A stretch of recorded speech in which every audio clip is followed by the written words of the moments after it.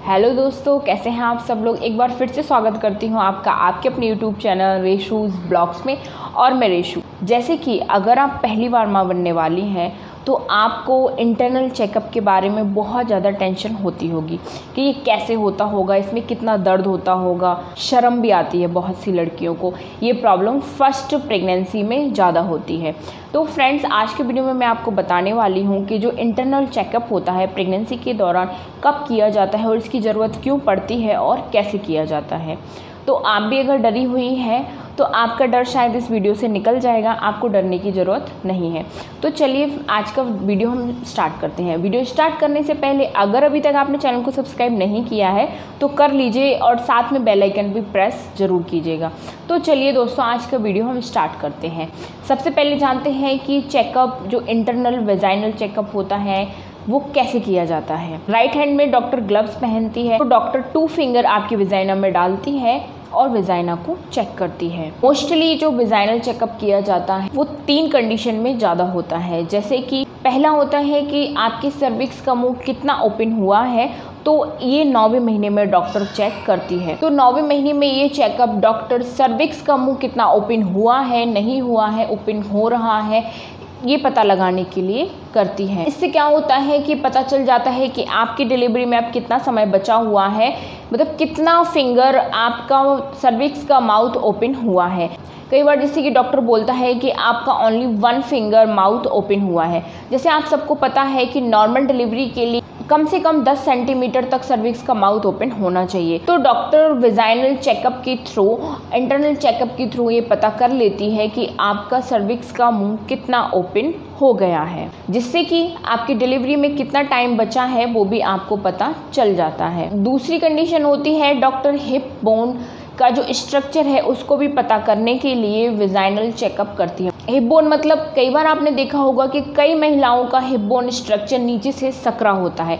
तो क्या होता है, जब नॉर्मल डिलीवरी की जाती है उनकी तो बच्चे का सर वहाँ जाके फंस जाता है, बाहर बच्चे का सर नहीं आ पाता है। फिर इमरजेंसी में सी सेक्शन डिलीवरी करनी पड़ती है और बच्चे की भी जान को खतरा हो सकता है।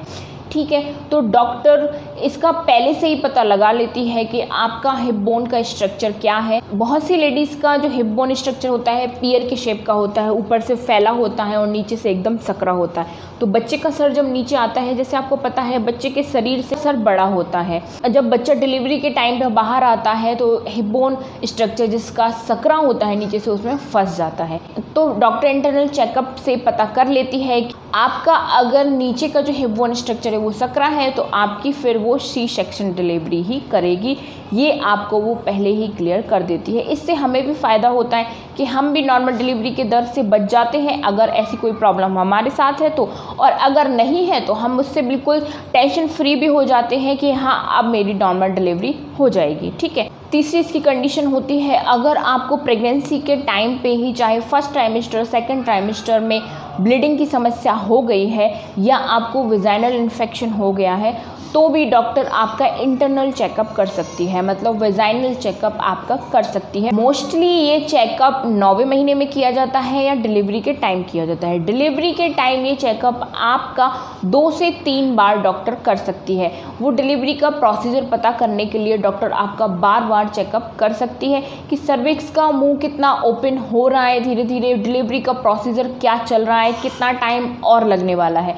तो इस कंडीशन में डॉक्टर बार बार आके आपका 2 से 3 बार वेजाइनल चेकअप कर सकती है। अब क्या है, बहुत डर सा लगने लगा होगा कि शायद पता नहीं कितना दर्द होता होगा। बहुत सी महिलाएं हैं जो डर जाती हैं इस चीज़ में। मेरा भी जब फर्स्ट टाइम वेजाइनल चेकअप हुआ मैं भी चिल्ला पड़ी थी ज़ोर से, लेकिन उसमें क्या है कि मेरी ही गलती थी। तो आपको क्या करना है, आपको डरना नहीं है। वेजाइनल चेकअप जो होता है उसमें पेन नहीं होता है, ठीक है, नॉर्मली। लेकिन उसके लिए आपको कुछ टिप्स हैं जो फॉलो करना है। जैसे ही डॉक्टर आपको वेजाइनल चेकअप करती है तो वो आपको खुद इन्फॉर्म करती है कि अपनी पूरी बॉडी को आप ढीला छोड़ दीजिए। लेकिन क्या होता है, जब फर्स्ट टाइम ये चेकअप होता है तो हम बहुत ज़्यादा अनकंफर्टेबल हो जाते हैं, बहुत हेजिटेट हो जाते हैं, जिस वजह से हम अपने जो मसल्स होते हैं उनको टाइट कर लेते हैं। एक तो हेजिटेशन से भी और शर्म भी हमें आती है, इस वजह से भी हम अपनी जो मसल्स हैं उनको टाइट कर लेते हैं, जिससे कि हमें फिर उस टाइम पे पेन हो सकता है।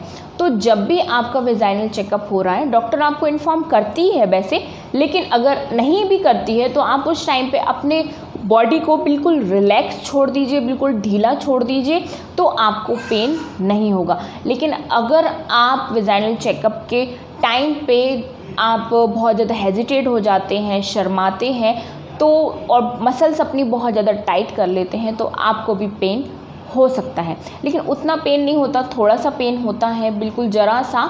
और अगर आप मसल्स बिल्कुल लूज़ कर लेंगे तो आपको पेन का फिर एहसास नहीं होगा, ठीक है। तो आई होप आपका ये डर निकल गया होगा कि वेजाइनल चेकअप में कितना दर्द होता होगा, कैसे होता है, सारे आपके सवालों के जवाब मिल गए होंगे। तो वीडियो पसंद आया है तो वीडियो को लाइक ज़रूर कीजिएगा, और इसी तरीके के और भी वीडियो देखने के लिए चैनल को सब्सक्राइब करना बिल्कुल मत भूलिए। तो चलिए मिलते हैं अगले वीडियो में, तब तक खुश रहिए, हेल्दी रहिए। Bye bye, take care, thank you.